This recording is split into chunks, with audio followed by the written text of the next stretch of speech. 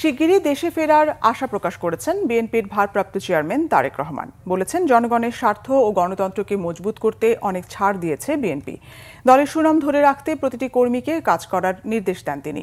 Report করছেন সিকান্দার রেমান।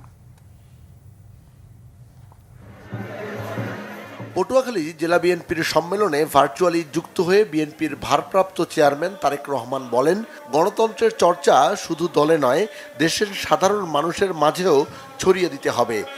আমরা যদি কিছু ছাড় দেই তাতে কিচ্ছু আসে যায় না, বরং তাহলে যেটি হবে, অন্যরা কনফিডেন্স পাবে যে ঠিক আছে, বিএনপি ছাড় দিয়েছে, বিএনপি ছাড় দিচ্ছে।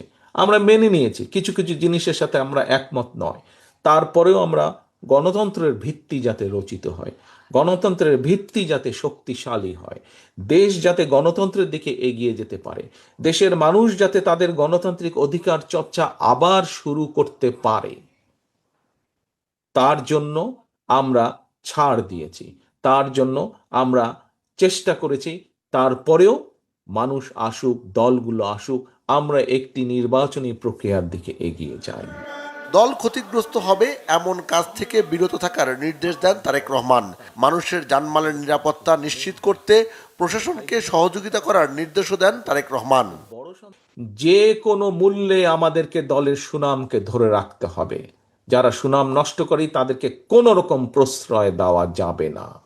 মানুষের প্রত্যাশা অনুযায়ী আমাদেরকে চলতে হবে, মানুষ যা চাই সেই হিসাবে আমাদেরকে চলতে হবে। গণতন্ত্রের ভিত যাতে শক্ত ভিত্তির উপরে রচিত হবে, সেই ব্যাপারে আমাদেরকে সচেতন থাকতে হবে, কাজ করতে হবে, এবং আমাদেরকে আইন নিজের হাতে তুলে না নিয়ে প্রশাসন আমাদের সহযোগিতা চাইলে প্রশাসনকে সহযোগিতা করতে হবে, যাতে করে এলাকার মানুষের জান মালের নিরাপত্তা ঠিক থাকে। ভোটের অধিকার নিয়ে যেন কেউ ষড়যন্ত্র করতে না পারে, সেদিকে সজাগ থাকার নির্দেশনাও দেন বিএনপির ভারপ্রাপ্ত চেয়ারম্যান। ইনশাল্লাহ প্রিয় সহকর্মীবৃন্দ, আপনাদের সাথে শীঘ্রই ইনশাল্লাহ দেশের মাটিতে ইনশাল্লাহ দেখা হবে। সকলে সুস্থ থাকবেন, সকলে ভালো থাকবেন। সিকান্দার রেমান, বাংলা ভিশন, ঢাকা।